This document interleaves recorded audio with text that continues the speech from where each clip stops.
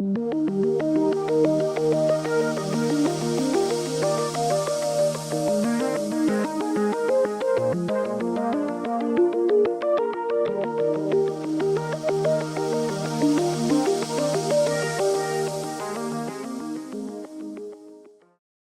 I did my training, my fellowship training in allergy immunology right across the street at the University of Texas Health Science Center.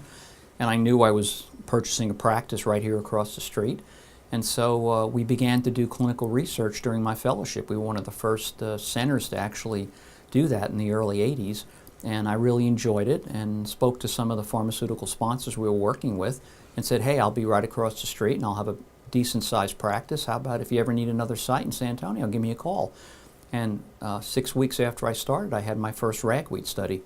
We did a great job, and a couple months later, we had our first mountain cedar study. And from that point on, once we did a good job, people kept calling, and it just kept magnifying. I had a full-time private practice for 27 years, but over the past several years, I have sort of divested myself of the practice, and I've begun to do the research more on a full-time basis. The reason for that is it's really gotten so difficult and regulated over the past several years that it really requires me to be here full time and do it. You've seen yourself some of the paperwork and regimentation that goes on.